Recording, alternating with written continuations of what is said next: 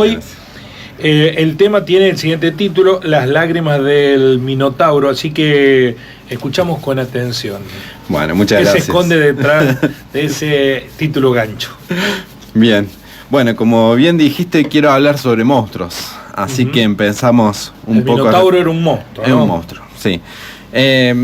Cada sociedad ha construido sus monstruos, y los monstruos es aquello que es incomprensible, lo que es distinto a mí, aquello que es anormal. El efecto de su presencia siempre es el miedo, porque si bien escondido en la sombra, siempre está el acecho en la búsqueda de romper aquello que uno más aprecia. Pero lo monstruoso también tiene el halo de lo desconocido. Se sabe que acecha, que da miedo, que da temor, pero se funda más en la transmisión oral de una comunidad que en el encuentro efectivo con la bestia, porque poco lo han visto y quien lo ve por lo general no puede contarlo. Lo monstruoso se lo vincula con la violencia, con el peligro. Lo monstruoso es lo distinto a mí y que por ser distinto ya es una amenaza. Lo monstruoso no se contempla, no produce compasión, sino que simplemente se elimina. Y esa acción es la que trae la promesa de la prosperidad. Lo monstruoso es aquello que la sociedad acuerda que no debe ser, pero sobre todo aquel chivo expiatorio al cual cargar con la culpa de todos nuestros males. Pero el problema de lo monstruoso no es su monstruosidad, sino que lo monstruoso comienza a ser un problema cuando por algún hecho del destino el monstruo deja de ser tal y emerge de la oscuridad con un rostro que lo hace ser similar a mí. Sin embargo, antes de pensar sobre nuestros monstruos, me gustaría traer a la memoria una de las más impactantes leyendas del mundo griego y, por qué no también, si se me permite, con un poco de pudor, un poco de Borges. Perdón por el autorreferencia de lo que voy a contar, pero no encontré otra forma de relatarlo. Cuando yo era chico, cursando el tercer o cuarto grado de la primaria, me fascinó una historia que leí en una hora de lectura ahí en el Colegio Pías, donde iba yo, que era sobre Teseo, Ariadna y el Minotauro. Seguramente todas hemos escuchado la historia de un monstruo que vivía en una isla de Creta, mitad humano y mitad toro, hijo de la reina, un toro divino que fue enviado como castigo del dios Poseidón para el rey Minos. El mito cuenta que el monstruo fue encerrado en su laberinto construido por Dédalo. Cada 7 años los atenienses, enemigos acérrimos de los cretenses, tenían que elegir entre sus jóvenes a 7 varones y 7 mujeres para ofrecerlos como tributo. En un sorteo, que a su vez fue el último sorteo que hubo, fue elegido como tributo Teseo, el hijo del rey de Atenas. Entre llanto, los atenienses despidieron a sus jóvenes, sabiendo que era la última vez que lo verían, y al llegar la comitiva de la isla, el rey Minos hace alarde de su hospitalidad y recibe a sus enemigos en su palacio. En el momento del banquete, el héroe ateniense, quizá por haber recibido un flechazo de Eros, se queda totalmente enamorado de la hija del rey, la princesa Ariadna. El amor fue recíproco, la joven, narra la historia, quedó perdidamente enamorado de Teseo, y a tal punto de que congenió con él un plan para salvarlo de su trágico destino. Traicionando a su patria, Ariadna le prometió a la ateniense acercarle a la mañana siguiente 2 elementos que iban a ayudarlo a sobrevivir al laberinto, que era una daga y un hilo.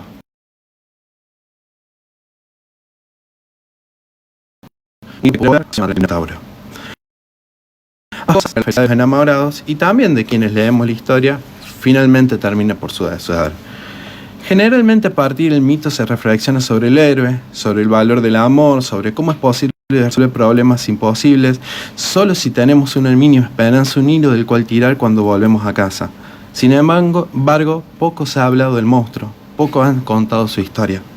Y uno de los que se atrevió a hacerlo fue Jorge Luis Borges. En 1949, Borges publica el Aleph y en él un cuento llamado La casa de Asterión. El autor nos narra como un personaje que describe su hogar, un lugar infinito, con patios interminables, con incontables aljibes y puertas. Era alguien esencialmente solitario que le gustaba divertirse, pero siempre en soledad. Si bien había momentos de alegría, se podía notar que su vida era un sufrimiento. Se encontraba aislado, pero no porque él quería, sino porque era distinto y su comunidad, su familia, lo rechazaban. Asterión se le había profetizado que pronto llegaría su redentor, un héroe capaz de finalizar todas sus penas y trasladarlo a un lugar más apacible, más hermoso, sobre todo sin tantas puertas y tantas ventanas. Borges narra que el redentor de Asterión tardó en llegar, pero un día la profecía finalmente se cumplió.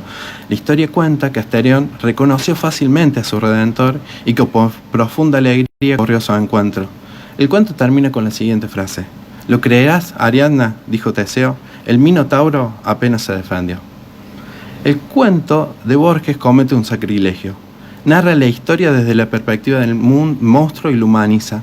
Lo hace jugar, nos muestra sus lágrimas, su sufrimiento e incluso le da un nombre, Asterión.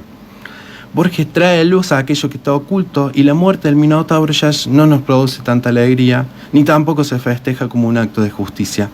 Lo otro no es tan otro, lo anormal se desdibuja. Teseo no conocía el Minotauro, no conocía sus lágrimas. Pero en el cuento de Borges no duda en eliminarlo, no por lo que vio, sino por lo que le contaron. Teseo actuó por miedo y por ignorancia. ¿Por qué traigo a correlato este mito? Porque hoy en nuestra sociedad pareciera ser que habita el mundo de Teseo.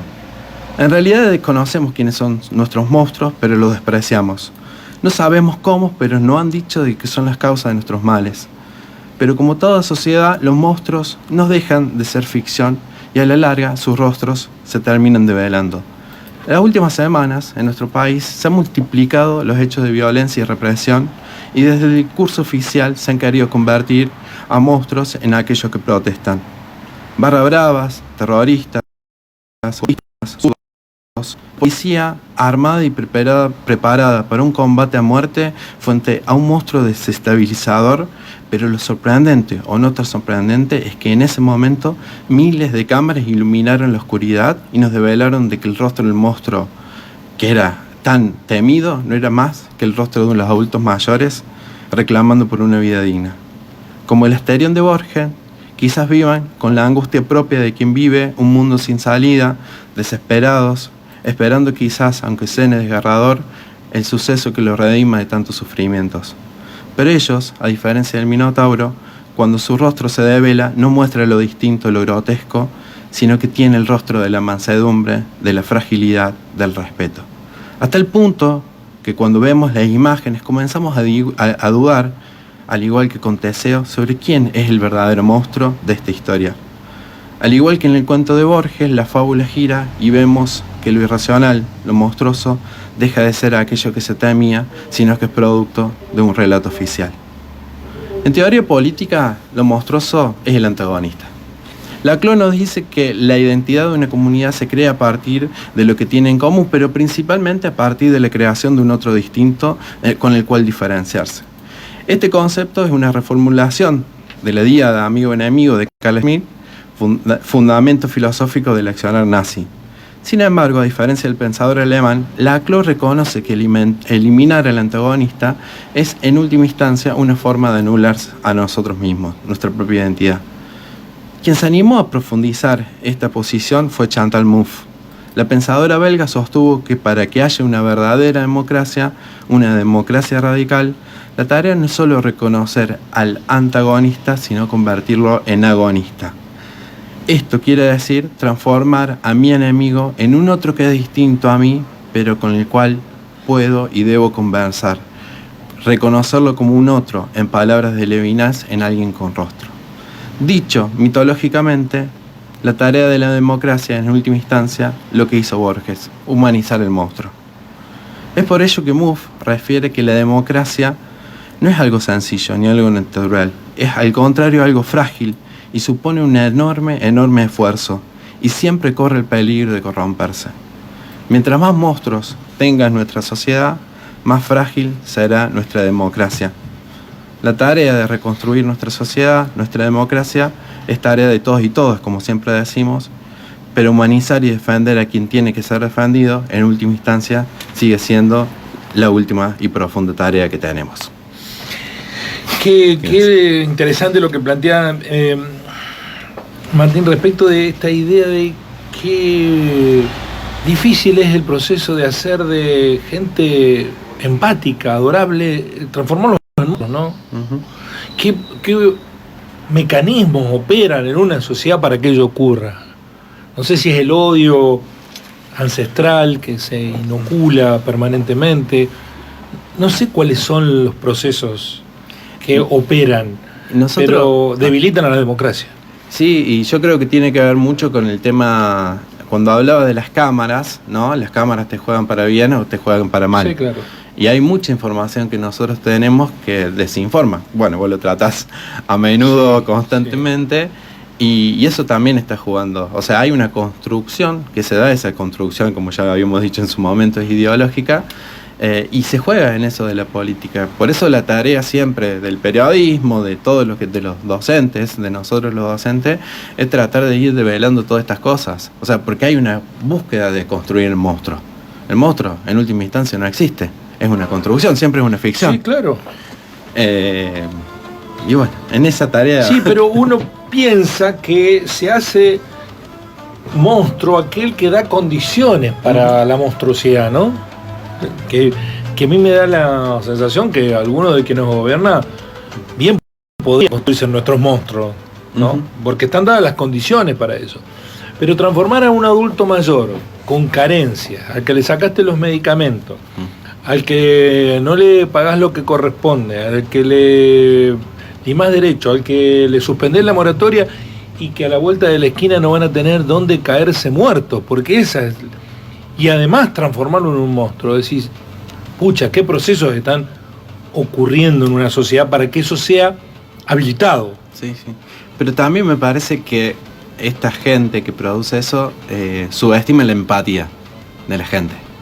Porque así como tienen toda la maquinaria para hacer el relato monstruoso, no creo que haya funcionado tanto. Porque es difícil. Y uno es imposible cuando ve las imágenes, excepto que uno no se quiere informar. Pero cuando ve las imágenes es imposible no tener empatía.